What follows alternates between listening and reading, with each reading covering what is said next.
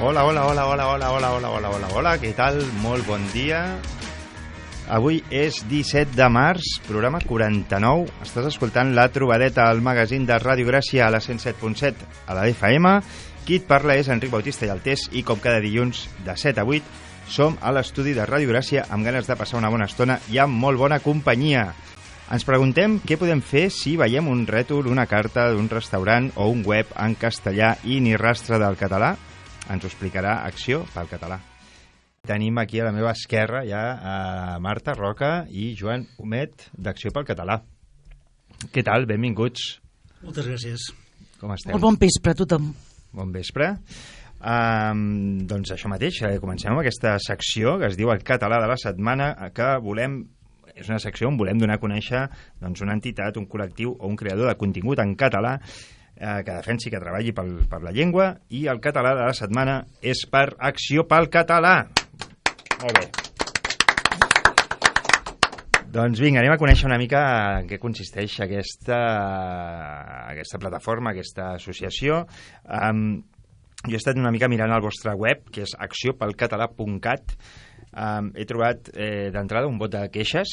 Què tal és aquest bot de queixes? En què consisteix i què vol dir això? Pels que no en sabem. Bé, això es va crear...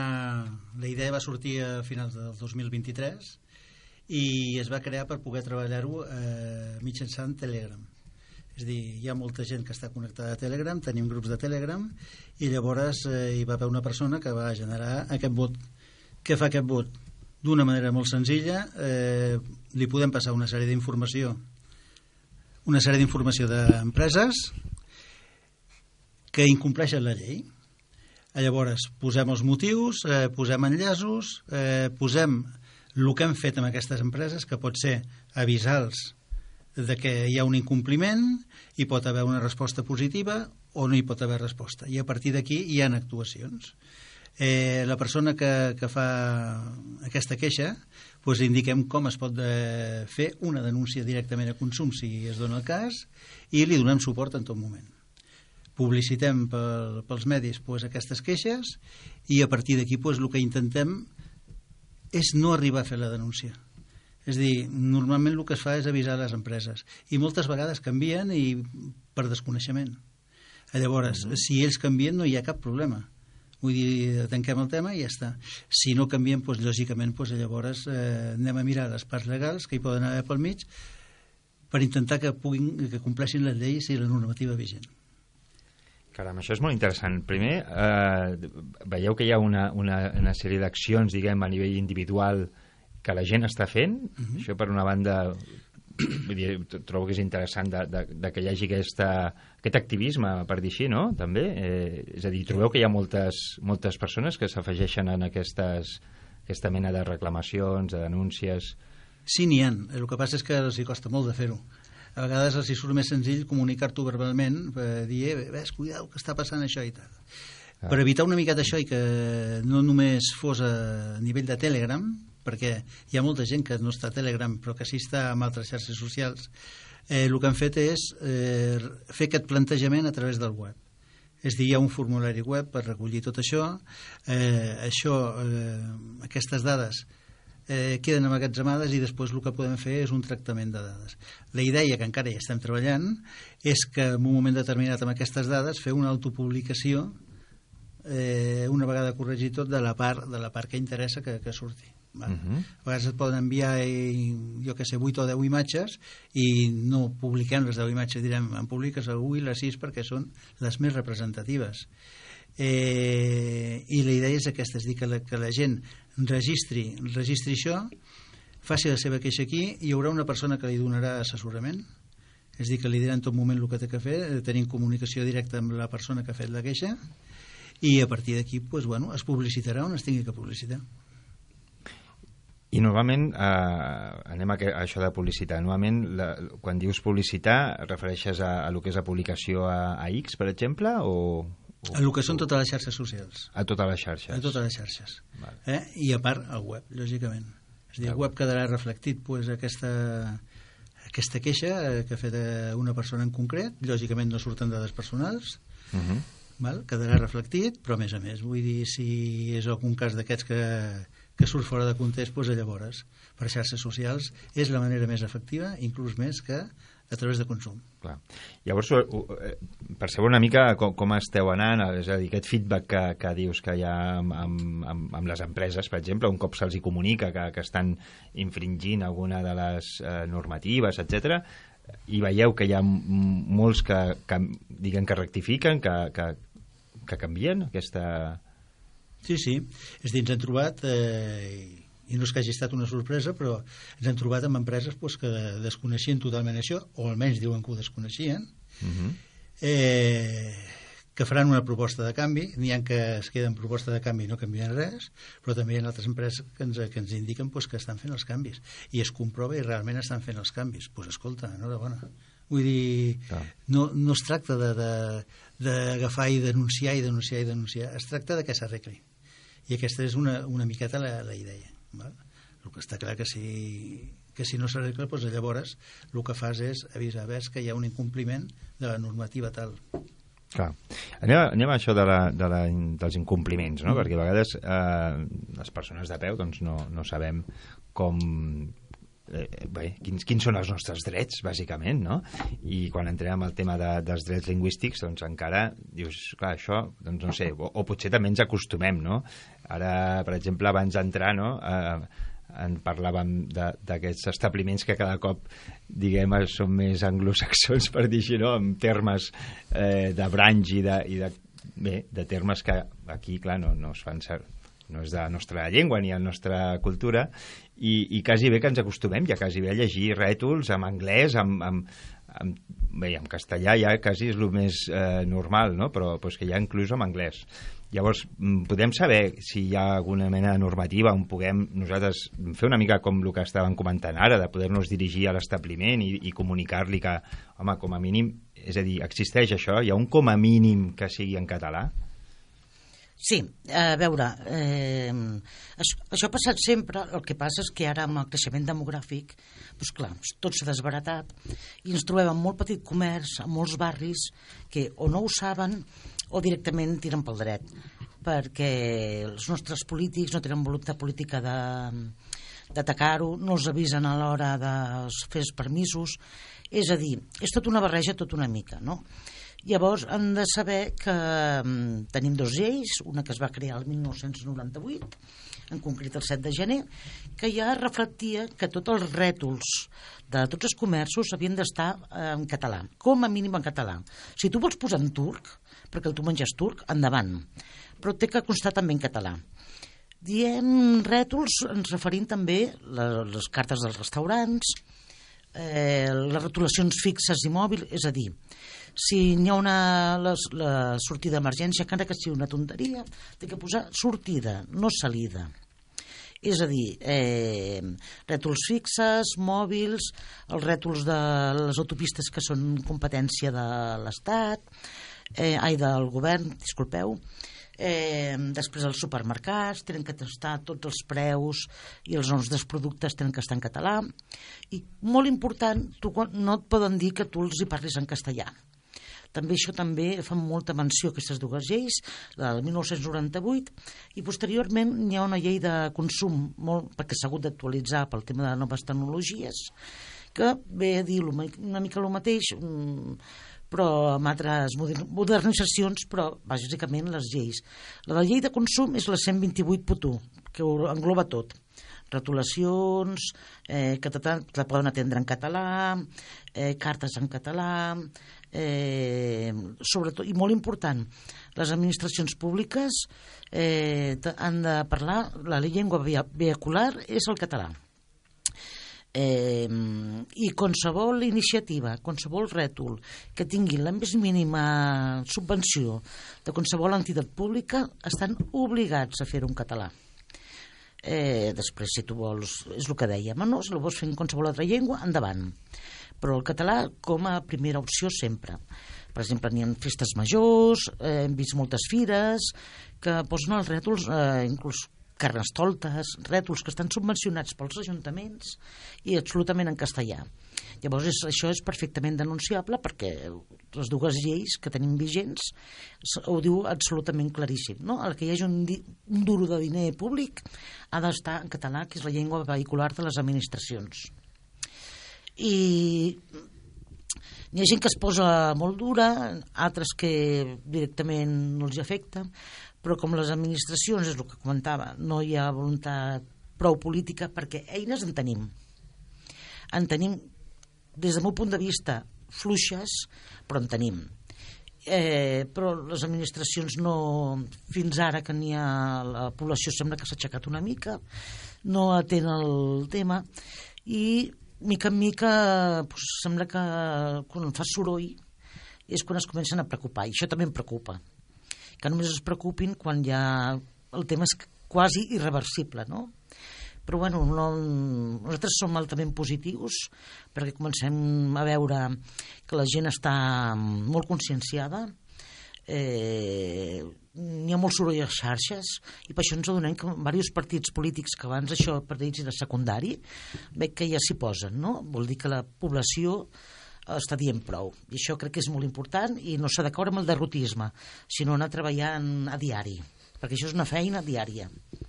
Clar. I llavors el que us heu adonat, perquè clar, jo no sé la visió, vosaltres segurament teniu aquesta visió, que globalment s'havia endarrerit molt amb tot aquest tema de com dius, no? De les cartes, de les retolacions, tot això, hi havia hagut un retrocés important? Hi ha hagut una deixadesa molt important, i de tots els colors polítics, aquí no entrarem en matisos perquè molta deixadesa, i clar, la població hem de fer una mica d'autocrítica també, perquè clar, com no ens afecta personalment o ens creiem que no ens afecta, fins que arriba el foc, doncs llavors clar, hem sigut massa bons, diria jo, massa passotes, i clar, fins que arriba un punt que dius és insostenible, no ens hem despertat, i clar, això em sorprèn moltíssim perquè fa molts anys que inclús hi ha persones que estan batallant pel tema i van ser criticades,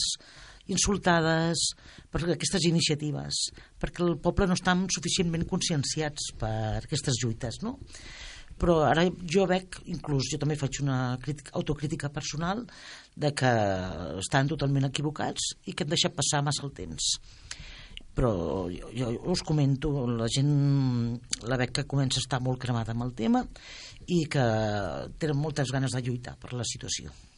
Sí, per un cantó veiem tot el tema d'administracions públiques, com comentaves, que jo crec que aquí també hi ha hagut molt de soroll a xarxes, hi ha consciència de que, clar, ens han de poder atendre en català, com a mínim poder-nos dirigir, que ens entenguin.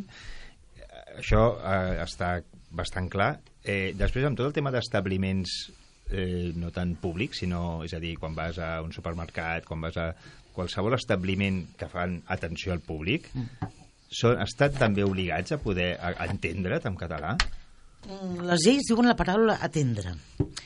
I què vol dir atendre? Vol dir que de cap de les maneres a tu et poden fer canviar de llengua si tu vols que t'atenguin en català.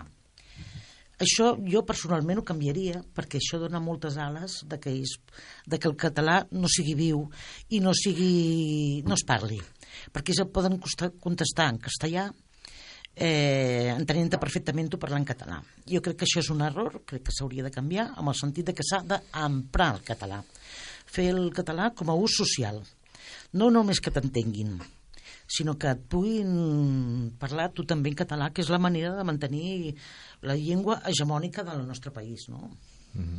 Sí, segurament les persones que mantenen el català, doncs sí que mantindran, diguem, el català en aquestes converses, tot i que li parlin en castellà, però si no tens aquesta consciència, possiblement canviïn al castellà, i llavors es donaria aquest procés de tornes a estar a la mateixa casella, és a dir, que com no et parlen en català, doncs tu parles en castellà, no? I tornem a una mica bé, que sigui aquesta llengua de segona, no? Que es deia a vegades, no? De dir, clar, vas als llocs i no t'entenen, no? El problema que tenim és que no hem fet la nostra llengua necessària. I quan no fas una llengua necessària i veus que comença a haver un bilingüisme massa... sempre guanya la llengua forta. Per tant, s'han de fer els llocs de treball necessaris que parlis perfectament el català. Les administracions també, i ja no parlem del tema de salut i el tema d'escoles. El tema està molt greu, molt greu. I s'han vist situacions molt violentes, inclús de persones grans, amb problemes mentals, i que els han insultat per parlar català. Vull dir, situacions que a vegades costen de creure, però que són reals. I els que no sabem, perquè clar, la gent que pensa, total no passarà res, apa, passem pàgina. I no. Ens hem adonat que s'ha d'alçar la veu, molt, i fer concentracions, protestes, fins que obtinguis una resposta positiva, perquè a vegades és mandra i per què? Si els meus clients ja m'entenen. I no oblidem que estem a casa nostra. S'han d'adaptar als altres i el respecte ha de ser mutu. Bueno, i a més, en moltes situacions és quasi bé de por a que, no? Si aquella por a que, bé, si li dic en català, per exemple, amb el tema dels metges, els jutges, que parlàvem la setmana passada, no? Vull dir, clar, no ho facis en català perquè que no vagi en detriment de tu i tu ets el vulnerable en aquest moment, perquè estàs o bé en un hospital o bé en un judici o bé... llavors, clar, que posicionin la llengua en aquestes situacions doncs és molt dur, no? Vull dir... Hem tingut molta deixadesa. Llavors, clar, com no ens hem queixat, vol dir que ens està bé. I quan ens està bé, van tirant milles i cada vegada s'està fent la pilota més gran, no? I és un problema. Llavors veig que, penso, des de l'associació el que s'intenta és conscienciar, potser, a la població, les persones que es volen també associar, potser és fer aquesta crida a l'activisme una mica. És que l'activisme del petit comerç s'havia perdut. Hi ha empreses molt importants que fan una gran feina, però que estan per grans hi ha situacions, no? O grans empreses. Però el comerç, l'activisme del dia a dia s'havia perdut. I crec que ens hem adonat que és el que ara mateix necessita que li posem èmfasi i arreglem una mica la situació. Costarà molt, s'ha de tindre molta paciència, no tirar la tovallola i en cap moment volem ser derrotistes, sinó només es perd el que no es lluita. Aquest és el nostre... El vostre lema. Exacte, gràcies. Molt bé, doncs, si voleu també parlem d'una altra qüestió que té referència a una cosa que he vist en el web també, que com a entitat i com a entitat que esteu dins de l'hotel d'entitats d'aquí del carrer Providència, teniu previst de fer algun cicle de trobades, que en dieu, un cop al mes. Podríem comentar aquestes trobades que fareu? Sí, hem començat aquest any a organitzar-ho. És a dir, per això se li diu cicle de trobades, perquè ara començarem aquest cicle. Tenim muntat ja la del primer semestre, però la idea és continuar amb aquest segon semestre menys els 2 mesos d'estiu i llavors que sigui continu cada any. Què passa? Durant el temps que l'associació està treballant, ho ha anat fent de diferents maneres. I hem vist que el fet de que nosaltres tinguem que desplaçar medis, que moltes vegades no tenim, per poder arribar a la gent, ens complica molt.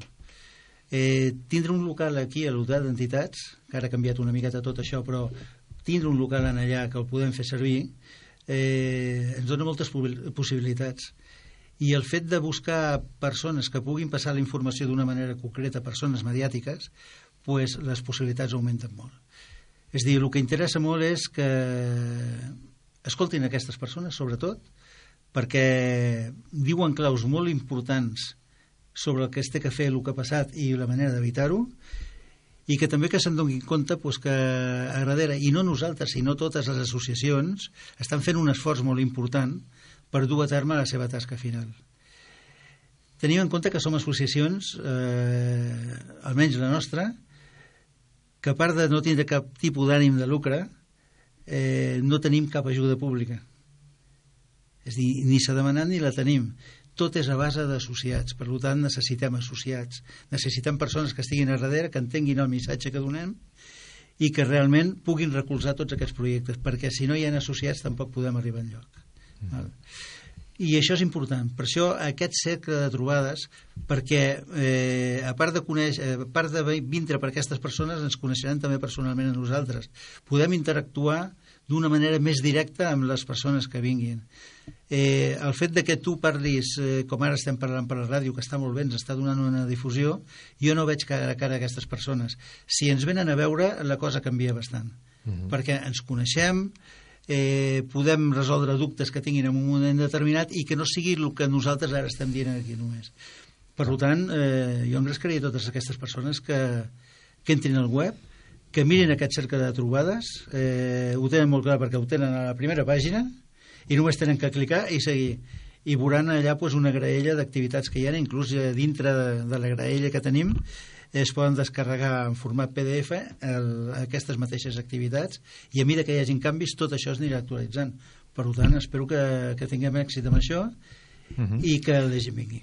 Clar, estem dient com a lloc on poden rebre aquesta comunicació, aquesta agenda, diguem, d'activitats, ho poden fer a través del web, com ja hem dit, acciopelcatalà.cat, també a través de X, Acció pel Català, trobaran també de manera fàcil, i també us avanço i podem avançar potser algunes d'aquestes trobades que farem, que fareu el 28 de març a 2:15 amb la Isabel Castro i Santiago Espot, fer valer la nostra llengua, una mica el lema d'aquesta xerrada.